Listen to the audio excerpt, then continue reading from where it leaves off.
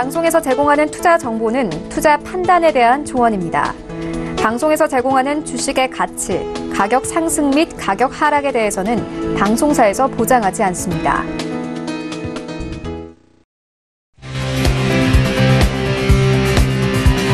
슈퍼스탁 발굴 프로젝트 글로벌 슈퍼스탁의 김리나입니다. 오는 21일부터는 미중 무역 협상의 차관급 회담이 진행이 됩니다. 이를 주목하면서 중국과 미국의 뉴욕 시장은 굉장히 횡보하는 모습을 보여줬었는데요. 한편 협상 내용에는 위안화 조정과 관련된 내용이 포함될 거라고 합니다. 오늘은 통화 관련한 종목들의 움직임은 없는지 살펴보면서요. 글로벌 증시를 자세하게 분석하도록 하겠습니다. 자, 그럼 오늘 알아볼 코너별 이슈들부터 확인하겠습니다. 먼저 글로벌 코너로 가봅니다. 미중 무역 갈등이 조금씩 풀려가는 상황에서요. 무역 압박 다음 타깃이 있다고 해서 굉장히 우려스럽습니다. 바로 타깃은 유럽과 일본의 자동차라고 하는데요. 큰 산을 넘었나 싶었는데 또 다른 언덕을 마주한 것 같습니다. 한편 이번 미중 무역 협상에서는요, 이 장기적인 개혁을 포함시킬 것이다라는 미국의 발언이 있었습니다. 단기적인 개혁이 아니기 때문에 조금 더 휴전 기간이 늘어날 수도 있겠습니다. 이번에는 차이나 코너로 가보도록 하겠습니다. 먼저 첫 번째 소식부터 보겠습니다. 미국이요, 현재 중국의 반도체 성장을 방해하기 때문에 중국이 디스플레이로 전략을 선호할 것이다라는 예측들이 나오고 있습니다. 하지만 우리나라 업계에는요, 디스플레이 시장에 진출해 있는 기업들이 상당히 많기 때문에 위협적인 이슈로 다가오고 있습니다.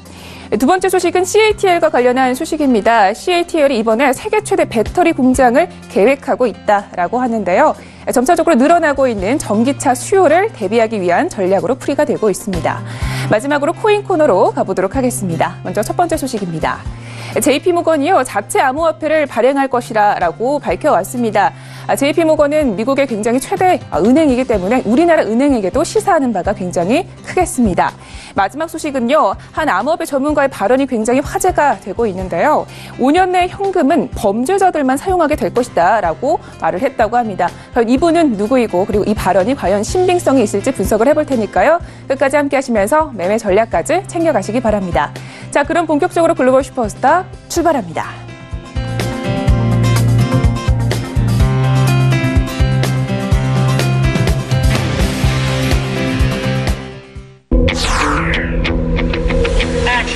네, 오늘의 글로벌 이슈에 대해서 조금 더 자세하게 풀어보도록 하겠습니다. 자, 오늘은요, 전유관 스타님과 함께합니다. 네, 스타님 안녕하세요.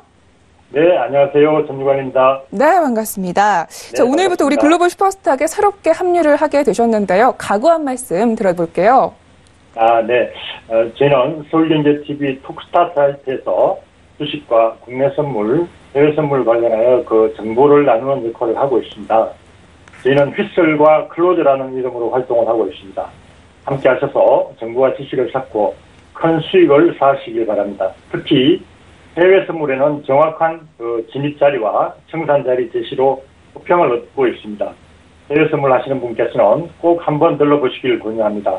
그리고 한 주간 이슈가 되는 것을 여러분과 함께 하게 되어 상당히 저에게는 보람입니다. 네, 감사합니다. 네, 알겠습니다. 앞으로 수요일 글로벌을 잘 부탁드리도록 하겠습니다. 자, 그럼 바로 이어서 이슈 분석을 해보도록 하겠습니다. 지난주에 이어서 이번 주에도요, 미중 간 무역 협상이 워싱턴에서 진행이 되고 있다고 하는데요. 일정과 내용에 대해서 간략하게 전달해 주세요. 네, 19일 워싱턴에서 차관급 협상이 재개된 데 이어서 21일부터는 미국 무역대표부 대표 로버트 라이트하이저와 유어 중국 부총리 간 3차 고위급 회담이 예정되어 있어서談判 성사 여부가 주목이 됩니다. 양국은 이번 고위급 회담에서 무역 협상 결과를 담은 MOU 체결을 목표를 하고 있습니다. 양해 각서 내에는 미국산 제품 구매 확대, 금융과 제조업의 중국 시장 개방, 지식 재산권 보호 강화, 중국의 정책 보조금 문제라든지 중국의 기술 이전 강요 문제, 이런 내용들이 들어갈 것으로 보도된 적이 있습니다. 트럼프 대통령은 논의의 진전이 이루어지면 다음 달 1일인 협상 시한을 연장을 하는 한편 시진핑 국가주석과 정상회담을 개최해 최종 합의에 이를 수 있다고 시사한 바가 있습니다. 알겠습니다. 중국과의 무역 협상이 최고의 타결로 접어들자 트럼프 대통령이 다음 타겟을 언급을 했다라고 합니다. 바로 유럽과 일본의 자동차 관세를 조준할 것이다라고 밝혔는데요. 자세한 내용에 들어서 들어볼까요? 네. 미국 행정부가 무역 전쟁을 유럽연합, EU와 일본 등으로 확대해 나갈 움직임을 본격화하고 있습니다. 트럼프 대통령이 미국 내 지지층 결집을 위한 다음 무역 압박 대상으로 유럽과 일본을 조준하기 시작했다는 분석인데요. 트럼프 대통령은 향후 90일 이내 수입차에 대한 관세 부과 여부를 결정하는 것을 무기로 삼아서 EU와 일본과의 무역 협정에서 미국에게 유리하게 체결하는 것을 목표로 하고 있습니다. 18일 미 인터넷 매체 보도에 따르면 미 상무부가 백악관에 보고한 수입차 관세 보고서의 내용을 당분간 기밀로 유지한 것에 대해 조만간 EU와 일본과의 무역 협상에서 양보를 얻어낼 지렛대로 사용하기 위해서라고 분석을 했습니다. 상무부는 수입차가 국가 안보에 미치는 영향을 조사한 보고서를 지난 17일 백악관에 제출했는데 내용은 공개하지 않고 있습니다.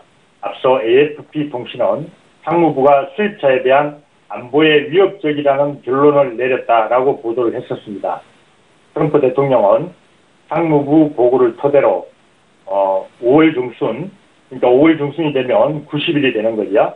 5월 중순까지 수입차의 관세 부과나 수입 물량 제한 조치 등을 취할 수가 있습니다. 특히 수입차 관세로 EU를 정조준하는 것으로 알려지면서 미국과 EU 간 통상 관계는 굉장히 험악해지고 있는 그런 상황이다 이렇게 보시면 될 것 같습니다. 미국은 작년 7월 무역전쟁 휴전에 합의를 한 EU와 무역협상에 별 진전이 없습니다. 지금까지. 그리고 EU의 대미 무역 흑자가 지금 지난해 사상 최고치에 달했습니다. EU를 겨냥해 본격적인 압박에 돌입한 상태다 이렇게 보시면 될 것 같고요. 유럽계 투자은행인 UBS는 트럼프 정부의 수입차 관세는 EU가 수출하는 완성차에만 부과될 것이다 라고 이렇게 이제 이야기를 했는데요. 이 말은 다른 지역이나 자동차의 그 부품에 대해서는 표적에서 제외될 것이다 이렇게 이야기를 했습니다. 무역 전쟁의 이 먹구름으로 EU 지도부는 이날 강력한 사정 경고로 미국의 도발을 견제했습니다. EU 집행위원회 대변인은 이날 미국이 유럽의 수출에 해를 끼치는 행동을 취하면 EU도 신속하고 적절한 방식으로 대응할 것이라고 보복을 예고를 했습니다. EU 집행위는 미국이 독일 등 EU산 자동차에 고율 관세를 부과하면 200억 유로에 해당하는 그런 미국 제품에 맞불 관세를 부과할 준비를 하고 있는 것으로 전해지기도 했습니다. 장클로드 융커 EU 집행위원장도 인터뷰에서 트럼프 대통령이 당분간 자동차 관세가 없을 것이다 이렇게 말하면서 그가 만약에 약속을 깬다면 우리도 미국산 대두와 LNG, 그러니까 이제 액화천연가스 수입을 중단할 것이라고 강조하기도 했습니다. 그리고 미국은 일본에 대해서도 수입차 관세 부과를 카드를 쓰려고 하는데요. 시장 개방 압력을 일본에 대해서도 높일 것으로 이렇게 이제 전망이 되고 있습니다. 트럼프 대통령은 5월 새로 즉위할 일본 국왕의 첫 국빈으로 일본을 방문할 예정인데요. 이와 맞물려 지지부진한 밀 무역 협상을 본격화할 것으로 알려졌습니다. 최근 주1 미국 대사는 아사히 신문과의 인터뷰에서 일본이 미국과의 무역 협상을 물품 무역 협정으로 부르며 단순히 서비스와 투자 등을 제외하려는 데 대해서 매우 실망했다 이렇게 생각하면서 이렇게 이야기를 하면서 일본차에 관세를 부과할 수 있는 무역 확장법 232조 카드를 언급하며 압박했습니다. 일본이 미국과 포괄적인 무역 협정에 난색을 표하는 데 대해 트럼프 대통령은 지난해에도 수입차에 관세를 부과하겠다고 엄포를 놓으며 일본을 무역 협상 테이블에 끌어안친 바가 있습니다. 영게이자이 신문은 5월 26일에서 5월 28일로 예정된 트럼프 대통령의 방일에 앞서서 4, 5월 중에 미국에서 로버트 라이트하이저 미 무역대표부 대표와 일본 경제 담당 상을 대표로 하는 미일 강력도 무역 협상을 열 방침이라고 19일 전하기도 했습니다. 네, 여기까지입니다. 네, 알겠습니다. 자, 두 번째 이슈도 함께 보도록 하겠습니다. 이어서 이 중국과의 무역 협상과 관련한 소식인데요. 트럼프가 장기적인 개혁을 가져올 수 있는 협상 결과를 밀어붙이고 있는 상황이라고 합니다. 현재 트럼프는요, 이 관세 효율성을 증명하려고 한다는데 어떤 내용인가요? 예, 중국과의 그 무역 협상을 통해서 관세를 통한 압박이 굉장히 이게 효과적이었다는 점을 증명을 하고요. 중국 외에 다른 나라들에 대해서도 관세를 통해서 위협을 하면은 못 주겠다 이런 생각을 하고 있는 거죠.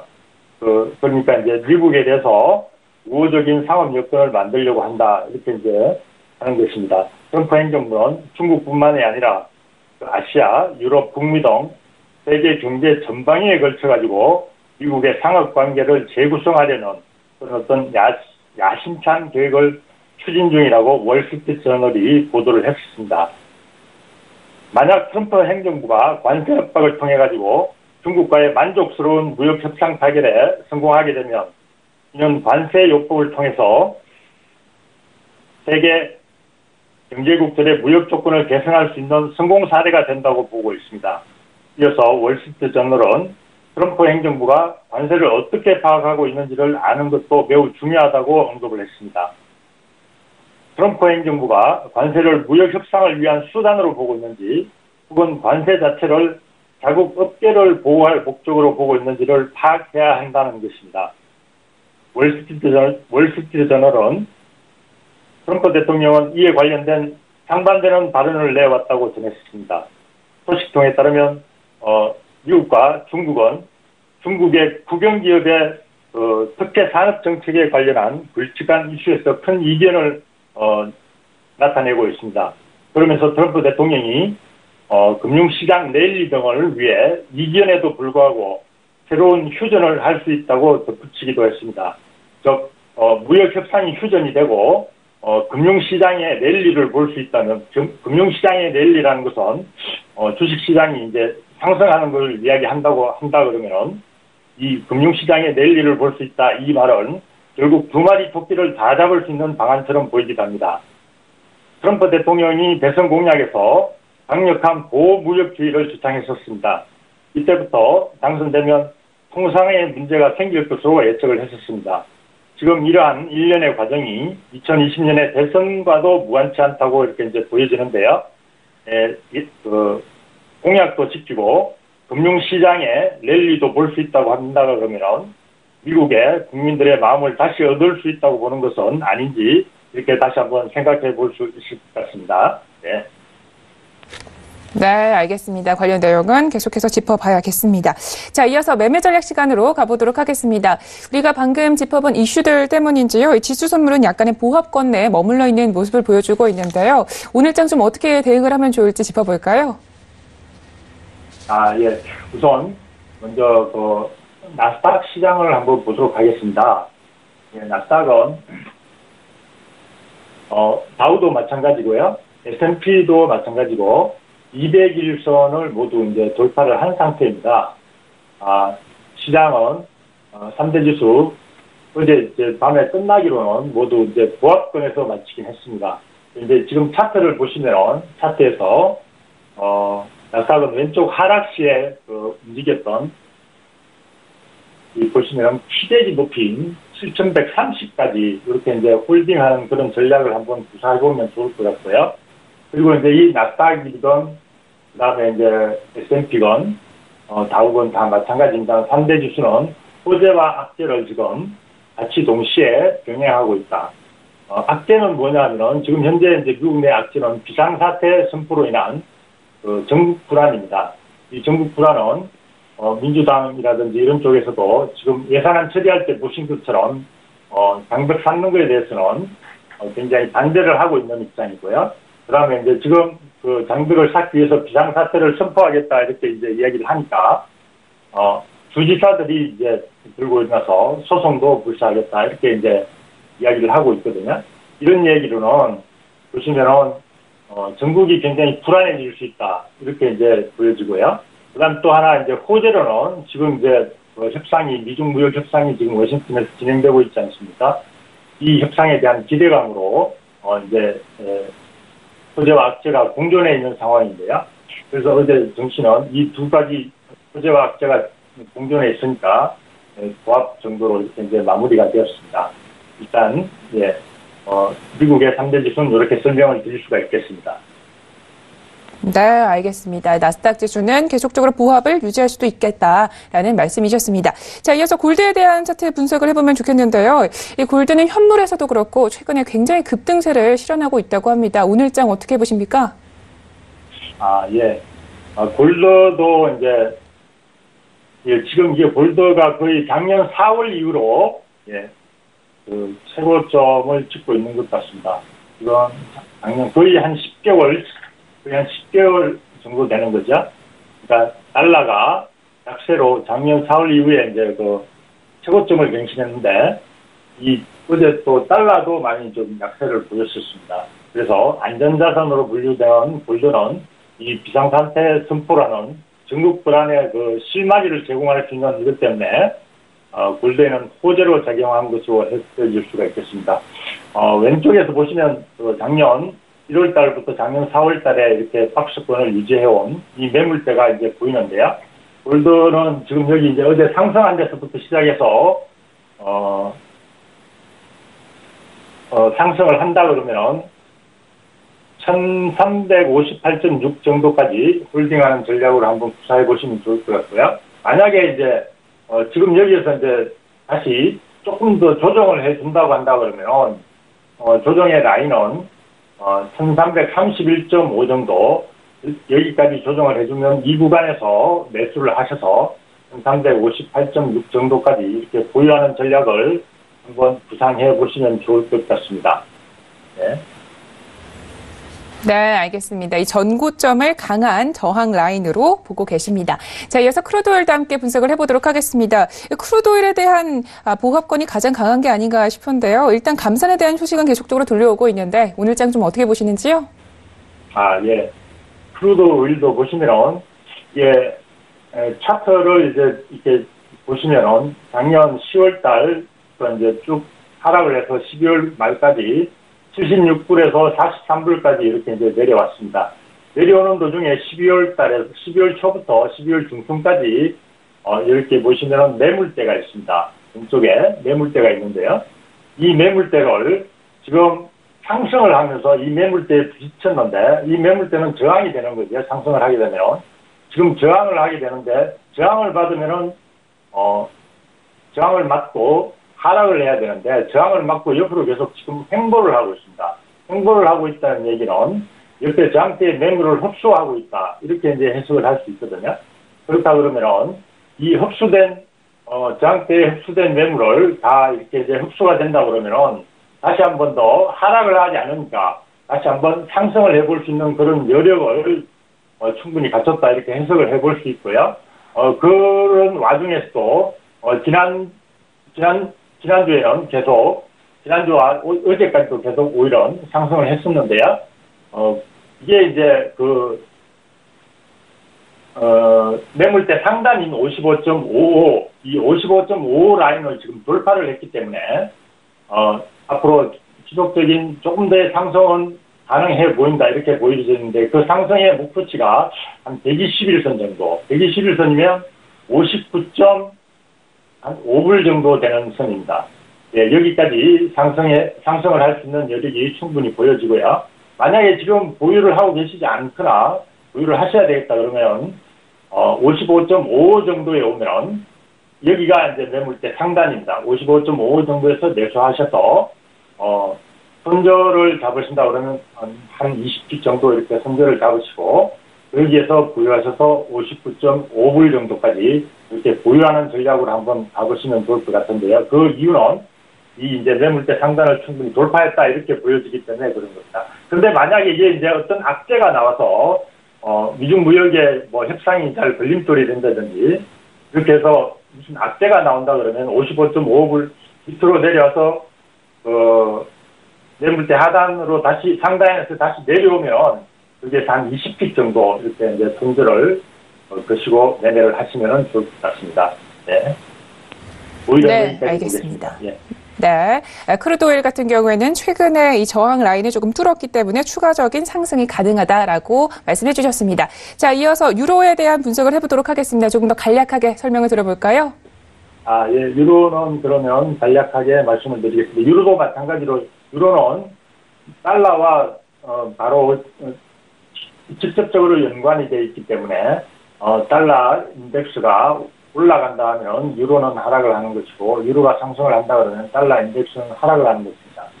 어제 보시는 것처럼 달러 인덱스는 좀 폭스로 하락을 하였습니다. 그래서 유로가 폭스로 유로와 파운드도 마찬가지고요. 파운드도 폭으로 상승을 하였습니다. 유럽 쪽에서는 독일과 런던 지수도 거의 보합권으로 맞췄습니다. 이제 유럽도 이 미중 무역 협상에 이제 눈치를 보고 있는 것 같습니다. 그리고 지금 이제 유로는 보시는 것처럼 쌍바닥을 형성하고 난 다음에 이 지금 상승을 하고 있는 중인데요. 그러면은 상승을 어디까지 할 수 있느냐 이렇게 보면은 우리가 계속 매매를 해왔던 지속적으로 박스 상단과 박스 하단을 그려서 박스 하단, 박스 상단 이렇게 이제 매매를 해왔던 그 구간에 와 있는데요. 그러니까 박스 하단 구간까지 상승을 보고요. 만약에 박스 하단 구간에서 왔을 때 다음에는 박스 하단 구간에서 매도 쪽으로 스위칭을 해야 되는데 그 지점이 얼마냐 하면요.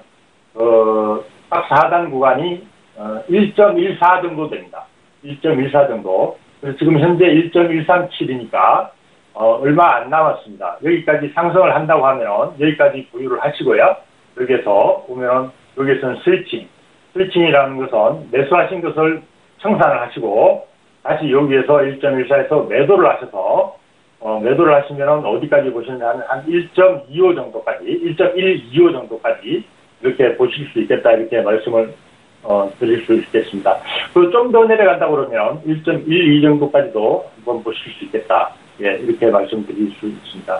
이런 전략으로 한번 유로를 한번 매매를 해보실 것을 권장드립니다. 네. 네, 알겠습니다. 지금까지 전유관 스타님과 함께했고요. 전유관 스타님은 또 다음 주 수요일에 함께 뵙도록 하겠습니다. 오늘 말씀 고맙습니다. 네, 감사합니다. 참고로 본 방송에서 제공하고 있는 정보는 투자 판단에 대한 조언일 뿐 주식의 가치나 수익률을 보장하고 있지 않습니다. 저희 서영재TV는 자본시장법을 준수하여 일대일 투자 상담, 유사수 신행위, 무인가 영업행위, 불법 대외 정보 및 가입 권유 등 모든 불법 사항들 엄중하게 금지하고 있습니다.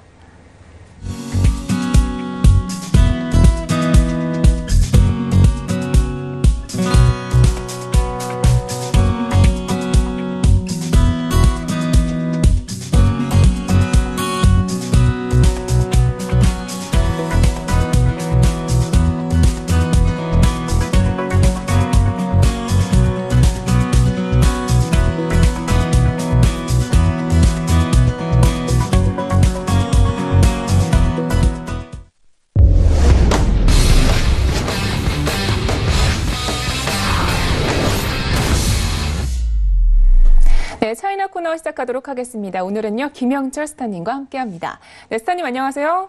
네, 안녕하세요. 네, 반갑습니다. 저희 이슈 분석하기에 앞서서 먼저 전일장 마감부터 볼까요? 일단은 숨고르기 장세가 좀 이어진다라고 이제 좀 보시면 좋을 것 같고요. 아무래도 이제 무역 협상 때문에 관망세에 대한 심리가 조금 더 강한 그런 시장이다라고 보시면 좋을 것 같습니다.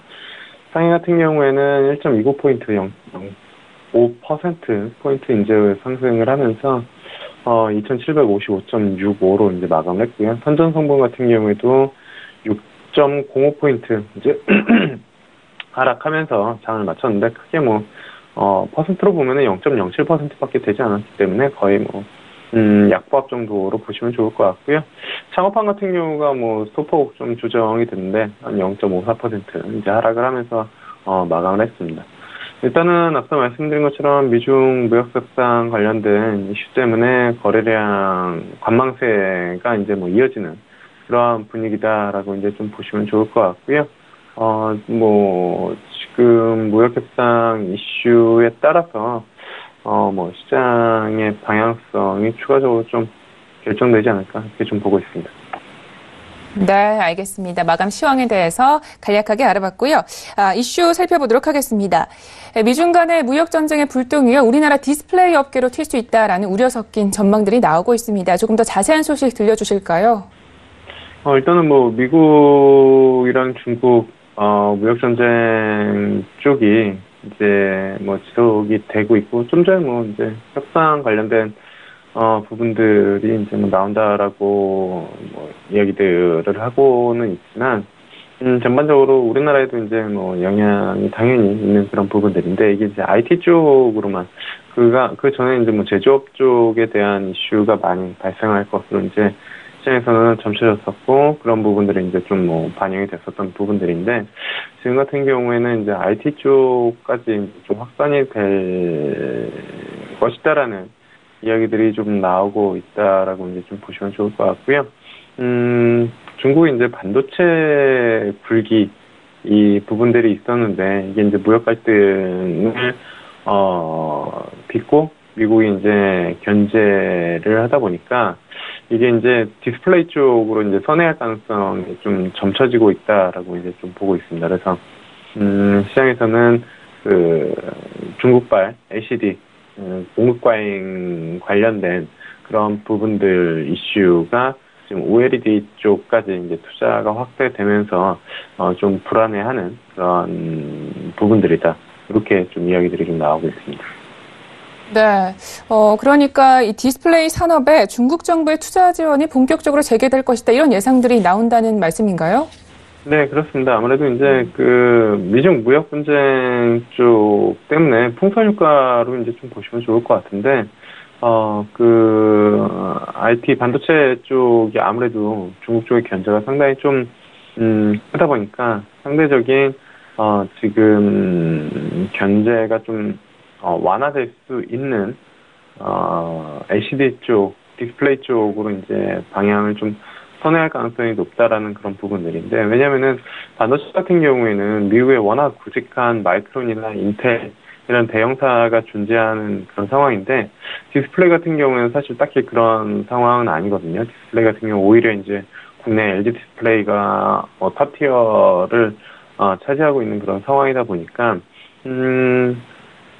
그 IT 쪽, 특히나 이제 반도체 쪽을 지속적으로 이제 그 지원하면서, 사실 뭐 지원이라는 게 정부 자금이나 여러 가지 이제 세제 혜택, 그리고 정책적인 지원, 이런 부분들인데, 이런 것들을 국가 주도로 지속적으로 하다 보면 아무래도 이제 미국의 견제가 추가적으로 더 나올 수밖에 없는 그런 상황이고, 그러한 부분들을 좀 우회하기 위해서 디스플레이 쪽을 이제 지원시켜주는 그로 인해서 이제 상대적으로 미국 눈치를 볼 일이 적게 되는 그러한 부분들이 지금 뭐 이야기들이 좀 나오고 있다라고 이제 좀 보시면 좋을 것 같습니다.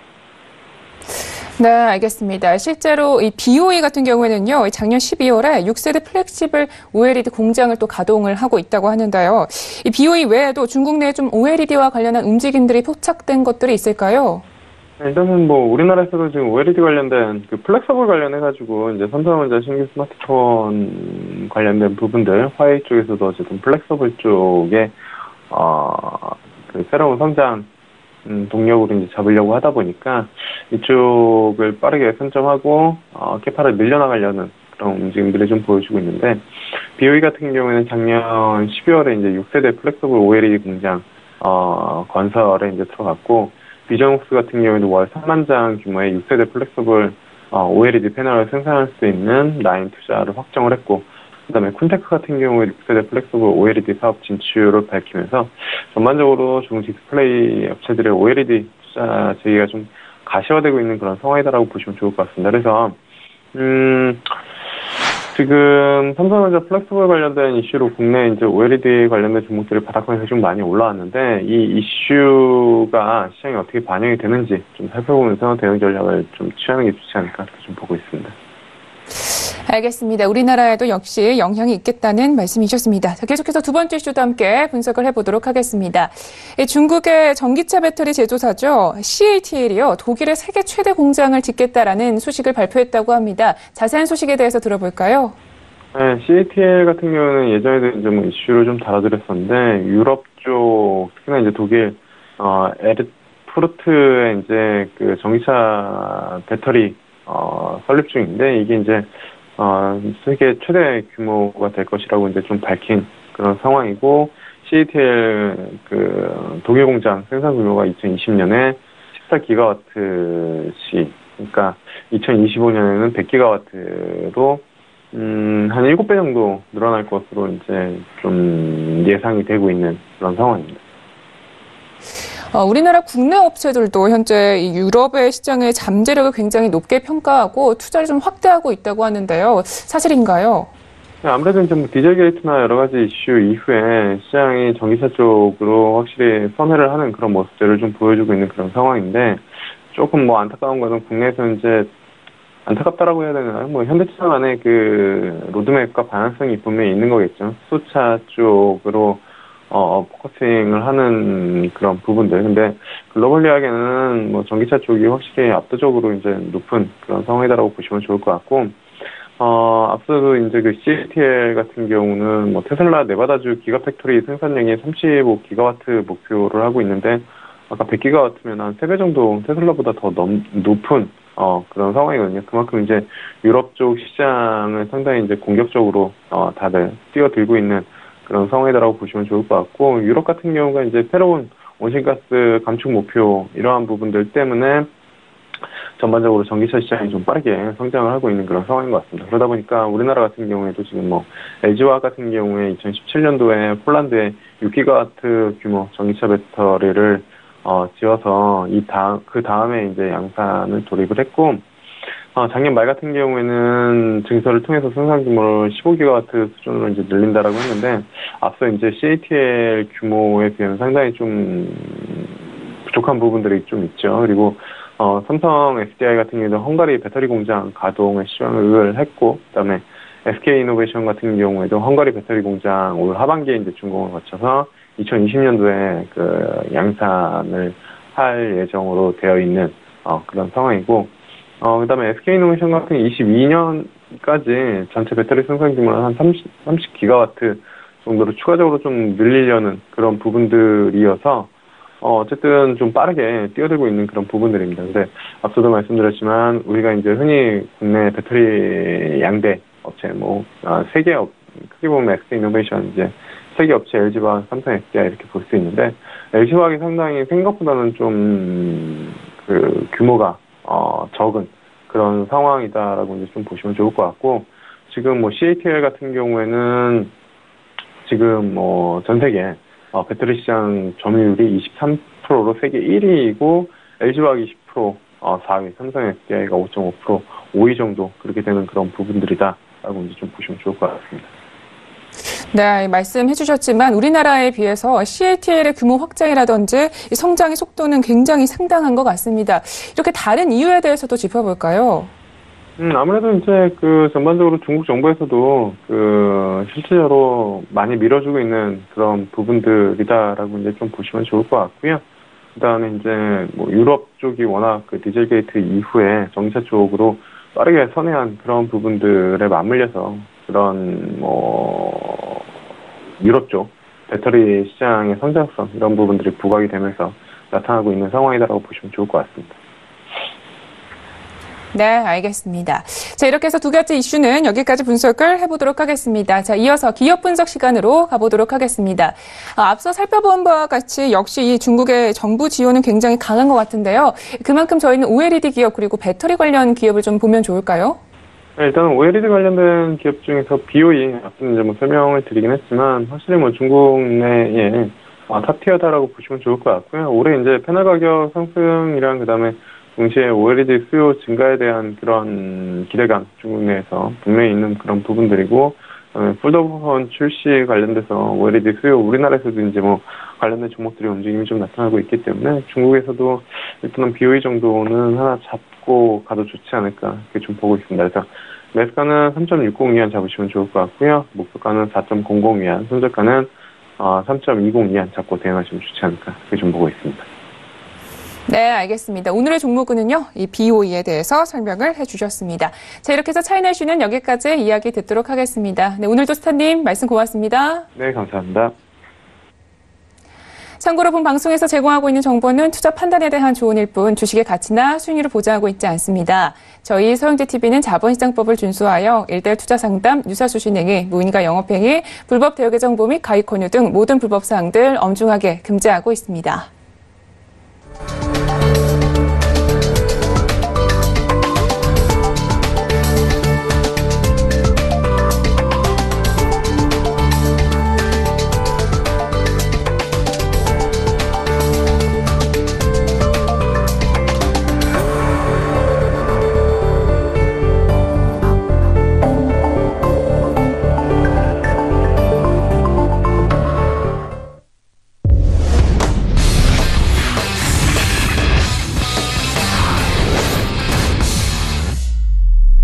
네, 코인 코너 시작하도록 하겠습니다. 저희 이슈 분석하기에 앞서서요. 먼저 시세부터 확인하고 가겠습니다.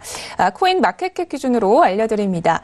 지난 24시간 동안 비트코인은요. 단기적인 반등 추세를 보여주면서 일시적으로 4,000달러대를 회복했습니다. 현재는 3,900달러 부근에서 거래가 되고 있는데요. 하루 거래량도 상당히 많이 늘어난 모습입니다. 어제까지만 해도 100억 달러를 육박하면서 활발한 모습을 보여줬는데요. 오늘장도 역시 95억 달러 정도로 추산이 되고 있습니다. 하지만 오늘장에서는요, 대체로 등락의 움직임이 제각각입니다. 비트코인이 이렇게 상승을 하고 있지만 이외에 있는 이더리움과 4위부터 6위까지에 있는 코인들은 모두 하락을 하고 있는데요.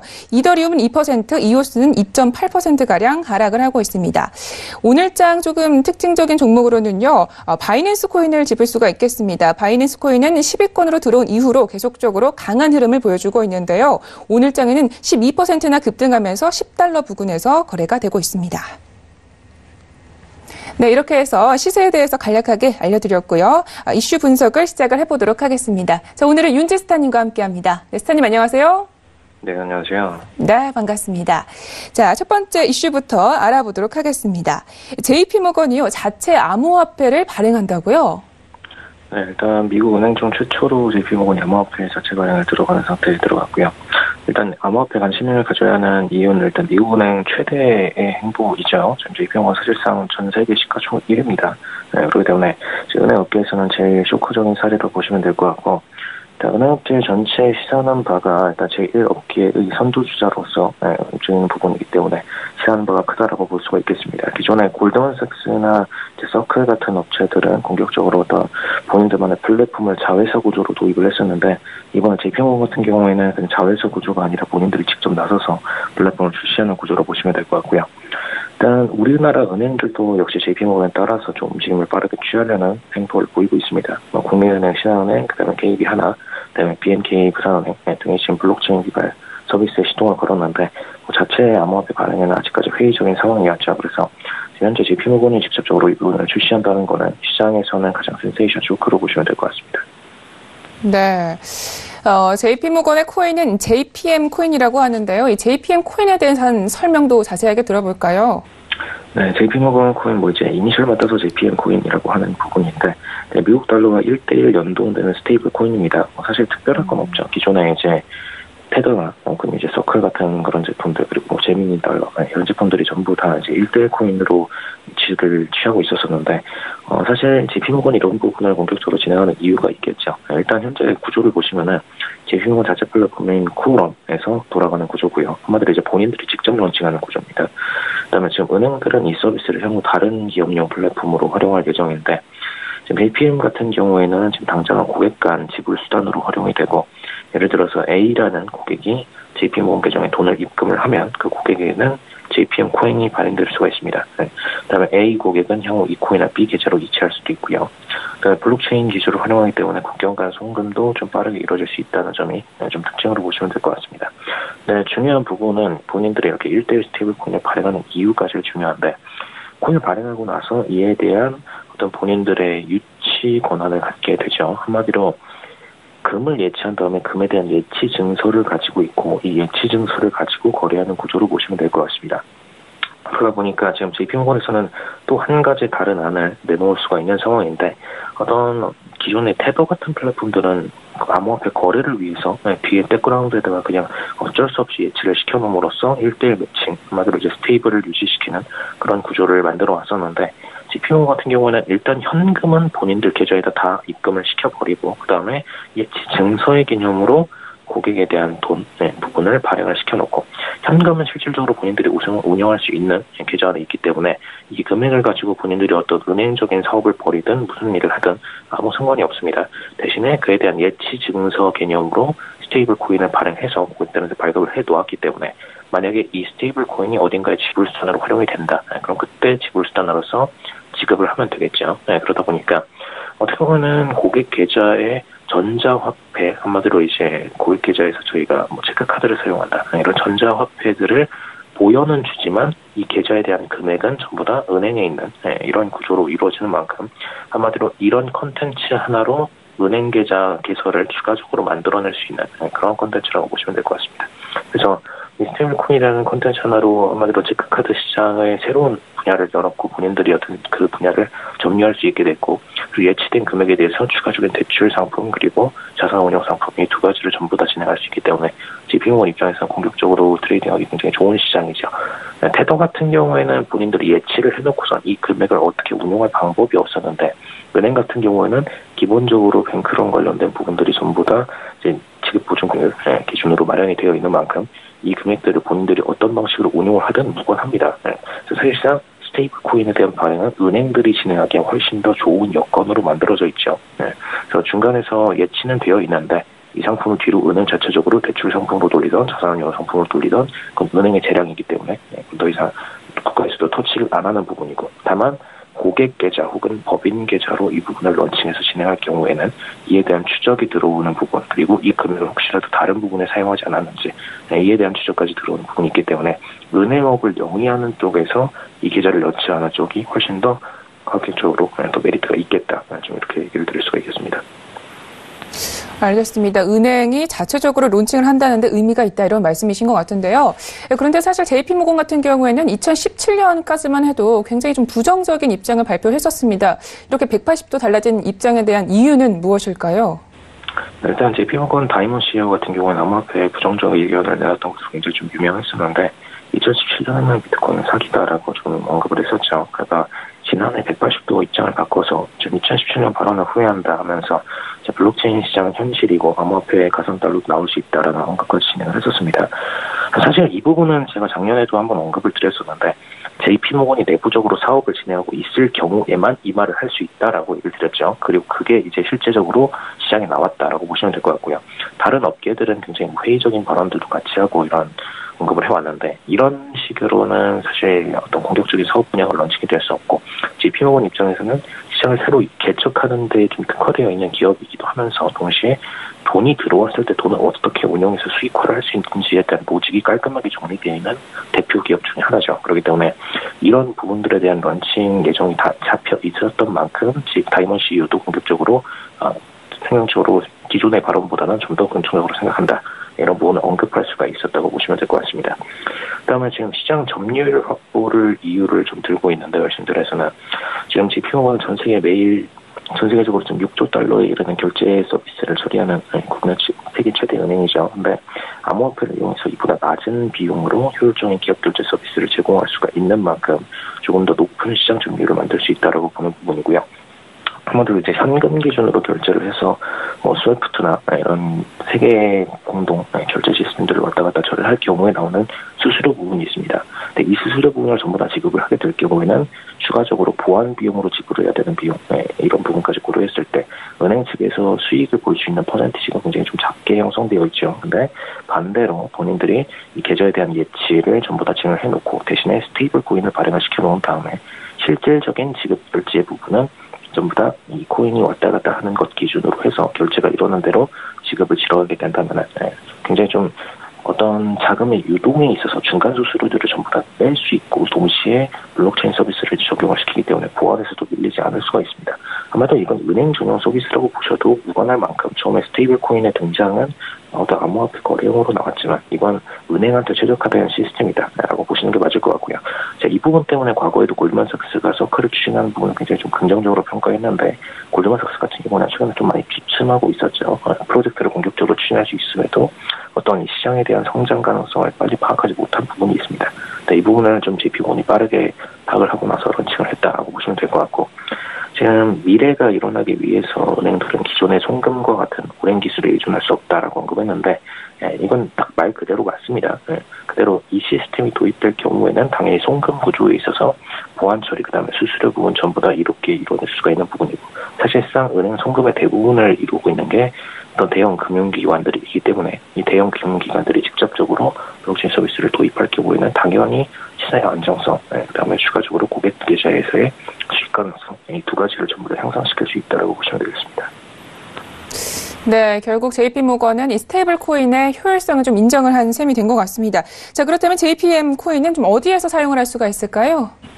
일단 지금 JP모건 오마르 바르크 블록체인 사업 총괄 쪽에서는 JPM 코인 사용 사례로 지금 기존 송금 방법 대체, 그다음에 증권 발언 판매, 그다음에 결제 수단 이렇게 들었는데, 아마도 JP모건에서 보장하고 있는 어떤 화폐의 단위이기 때문에 이쪽에서 과거에 진행했던 어떤 예금 증서에 대한 부분, 어떻게 보면은 이제 수표라고도 보실 수가 있겠죠.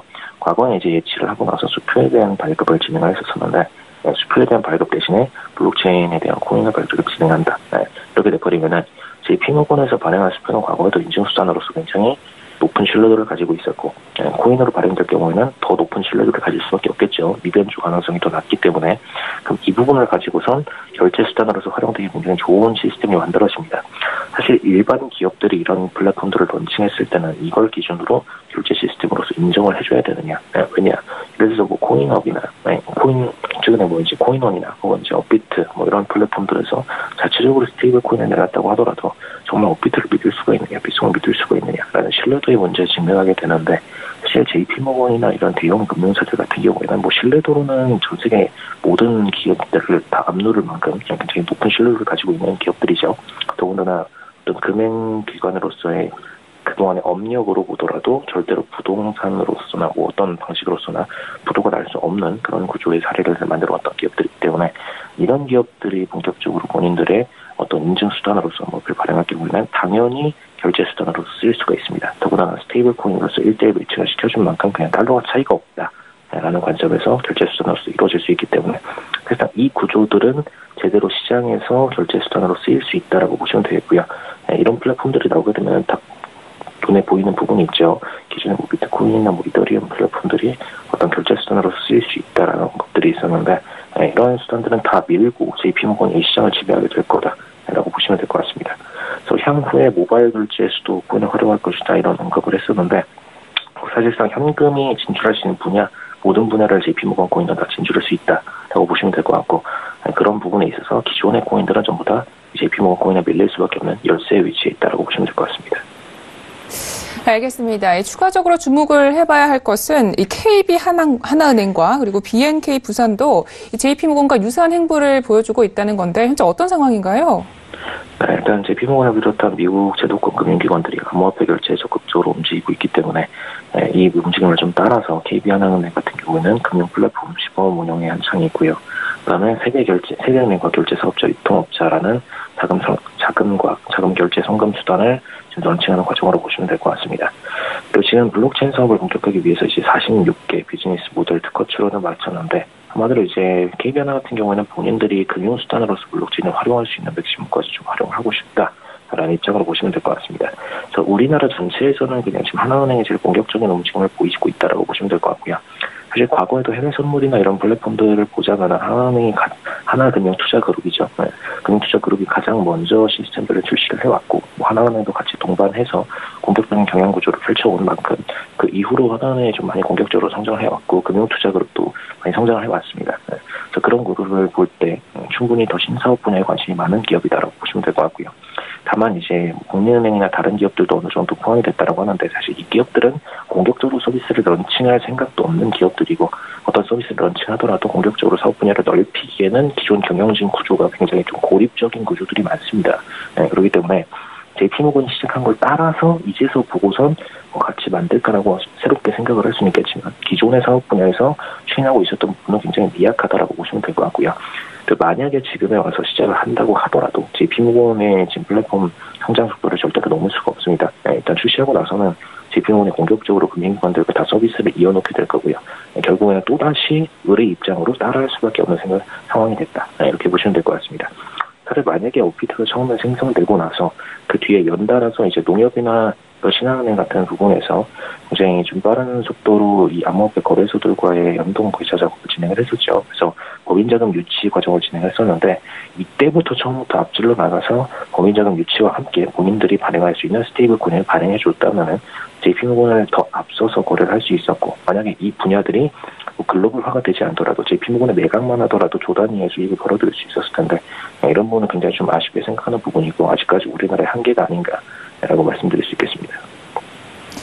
네, 알겠습니다. 다음 이슈는 좀 간략하게 들어봐야 할 것 같습니다. 자, 앞으로 실질화폐는요, 범죄자들만 쓸 것이다라는 이야기가 있다고요?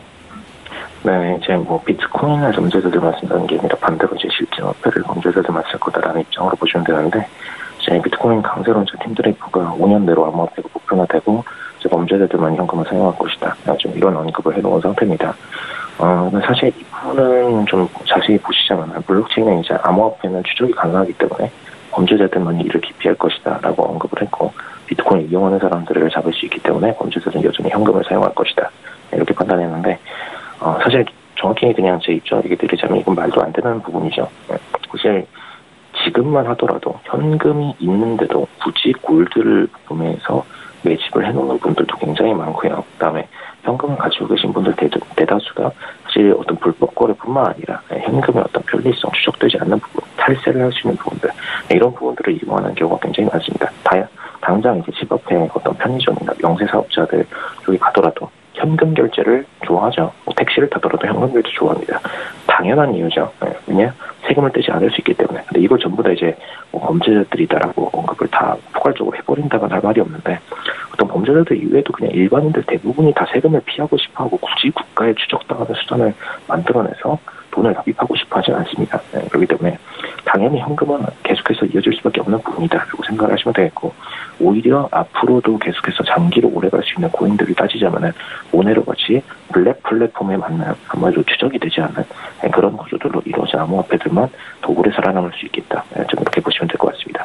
그래서 어떤 비트코인이나 이런 코인들이 추적당하기 쉽다라는 부분에 있어서 현금화되기 좋다라는 이런 관점은 전혀 맞지가 않고요. 어떤 편리성과 신뢰도 두 가지를 다 겸해야 되는데, 앞서서 말씀드린 이런 JP모건의 스테이블 코인이라든가 혹은 이런 대표적인 금융기관들이 만들어낸 코인 이외에는 사실상 결제 수단으로서 암호화폐를 사용할 가치는 없다라고 보시면 될 것 같고, 그 외에는 현금 보유는 지속적으로 일어날 수밖에 없다, 이렇게 보시면 될 것 같습니다. 그마도 이제 수표나 어음이 생겼다고 해서 현금이 사라지진 않았죠. 그래서 그건 똑같습니다. 과거나 지금이나 계속해서 현금이 이어질 수밖에 없는 부분이고, 당장 어떤 보안의 결제 수단, 그 다음에 수표의 가능 수단으로서 스테이블 코인을 팔아가는 과정이다. 딱 이 정도로 보시면 될 것 같고, 암호화폐는 수표에 대한 어떤 대체 성능으로서 활용될 수밖에 없겠다. 딱 이 정도로 깔끔하게 보시면 될 것 같습니다. 네, 알겠습니다. 이렇게 코인 이슈는 여기까지 이야기 듣도록 하겠습니다. 시장님 말씀 고맙습니다. 네, 감사합니다. 참고로 본 방송에서 제공하고 있는 정보는 투자 판단에 대한 조언일 뿐 주식의 가치나 수익률을 보장하고 있지 않습니다. 저희 서영재TV는 자본시장법을 준수하여 1대1 투자 상담, 유사주식행위, 무인가 영업행위, 불법 대외 정보 및 가입 권유 등 모든 불법 사항들 엄중하게 금지하고 있습니다. 네, 우리 시청자분들 오늘도 성공적인 투자 판단하시고요. 저희는 내일 이 시간 찾아뵙겠습니다. 함께해 주신 여러분 고맙습니다.